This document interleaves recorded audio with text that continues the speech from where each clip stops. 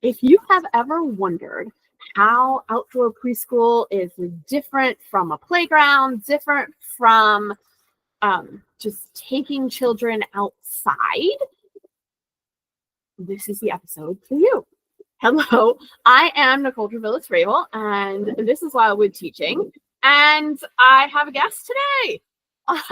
This is Sarah Damian, and she teaches here at Wildwood Nature School, and she and I are going to have a little conversation today and talk a little bit about what we think are the differences between a playground and a more nature-based outdoor environment, and how we think that might benefit not just the children, but the teachers in our interactions with the children.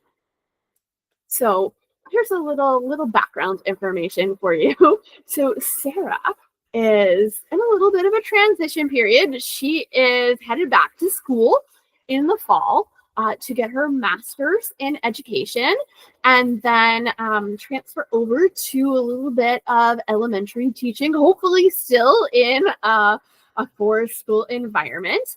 But kind of in preparation for that, Sarah has been doing some subbing. She's been doing some after school care in a kindergarten through middle school environment. So children of older ages than we're used to dealing with here. And her first couple of days that she was doing this after school program, I was asking her how it was going, and she said, oh, it's kind of chill because she was with the middle schoolers. And, you know, that's surprising to me that middle schoolers are easier, but I guess I can understand that on some level. But she was looking forward to, right, that afternoon, she was going to be with the preschoolers and kindergartners. And so that's an age group that she was used to. She was looking forward to it. And so the next day, I again asked her, like, Sarah, how did it go with the preschoolers? And her response was, nothing prepared me for the chaos that is the playground. And you know what? This was a little bit surprising to me because playgrounds, right? We're outside all day with preschool age, you know, up to 5.5-year-olds. And so I wanted to unpack this a little bit. And so I invited Sarah to join us. And so my first question for you, Sarah, right? This is surprising. Like, we're outdoors all the time. We have a lot of unstructured time with the children. So, you know, what do you think the difference is between, you know, this type of nature-based environment and a playground, and what was causing the particular chaos that you were observing? Yeah, I think there's a few factors. A big one is the transition from inside to outside, right? At a traditional school, when you're going out on the playground, it's a different location. There's different rules. And so at an outdoor school, we're in the same setting. So when we switch from unstructured time to structured time, there's still familiarity with the place. We're still like, their coats are already on, or whatever gear they need to be outside is already on.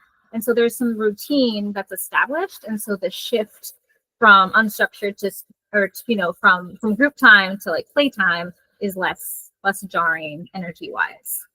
Well, I imagine there's not that transition period, right? Let's all put on our coats. Let's all stand in line. Let's all wait in line until everybody else is ready. Yeah. And let's all stand still. And let's, you know, and obviously we know as preschool teachers that a lot of the behavior issues that we see in preschool happen during transitions. Yeah.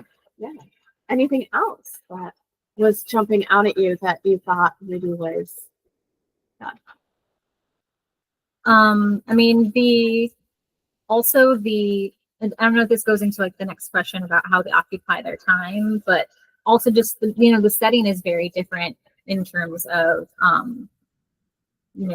what is available to them to play with, right? So depending on your outdoor school, we have mostly like natural landscapes like logs and boulders and things that have like open-ended questions that the kids can engage with. And what's different with perhaps playground equipment that can be create a more predetermined play that kind of limits how the kids kind of can engage in their own ways with play outside. So having things that, have children have choice, or being able to manipulate in their own way, right? And maybe too, just different, is there a way in that playground for children to escape, right? So if children are feeling like I'm not prepared for the chaos that is this playground, is there a place for them to have a more quiet moment? Yeah, and that's really going to depend, right? The playground that I was experiencing felt very closed in, so there wasn't a lot of space for running. So when running was happening, it was very close to what other kids' spaces of play. So, some other locations might have like a larger field for, okay, here's where we can be fast and here's where we can run. And if you want a more slower pace, there's a space for you. Yeah, so having a lot of options, right, helps with that. Yeah. And so I think too, you kind of alluded to the fact that, it's a small closed-in space. And so kids are kind of right on top of each other. You've got one activity on top of another. Mm-hmm. And so I'm wondering how that works just safety-wise, right? We're all, whether your setting is inside, outside, whether it's a playground, whether you're nature-based, more traditional, right? Paramount to anything that we're doing with children is their safety. Right. I mean, in both locations, you're going to have safety rules, right? Like we have boundaries and we have things we talk about with the kids of how to stay safe in outdoor school. I think just the biggest difference is the kids having to have a separate set of rules, inside and outside. And then also there might be kind of a lot of extra rules because again, we'll have these playground equipment that has kind of a predetermined set of how to engage with it that, like we talked about, like you're not necessarily allowed to walk up the slide in only one way, or it depends on the setting, how, flexible, you're going to let the kids kind of negotiate how to engage with something that kind of has a set of rules for it already. And then, if you do allow children to engage with it in a different way than what it was initially meant to be, how do you then make sure everybody's safe within that new set of rules? Yeah, and especially in an after school environment where there's a rotating set of kids, it's going to be tricky to, even if you have a really good conversation, okay, how are we going to interact with this slide? How can we stay safe and everyone be on the same page about it? Then we have, new kids showing up later or the next day that weren't there for that conversation. It's a little trickier than, if you have a set group that are engaging with that every day and have that conversation for the school year. That's true. So just the challenge of the children themselves not always being the same and dealing not just with the playground equipment, but then adjusting to a new teacher and new set of rules. So this has been a while since you first brought this to me, right? With this idea, since we first had this conversation about the chaos. So have you been able to, do any adaptations that have made it slightly less chaotic? Well, one of the things that made that first day more chaos too was the option with the sand pit that they usually had for digging wasn't available. So kids were trying to dig in places that weren't, labeled as an option for digging. And I think part of it is too is getting to know the kids and kind of realizing what the routine is and what the rules are, because if you're also working with other teachers, you all have to be on the same page. So if they say, this is the rule for the slide, then I can't have, a different opinion. So there's just being on page with the other teachers and also building relationship with the kids so we can have those conversations about how we can interact safely, but you're still having a good time. Yeah.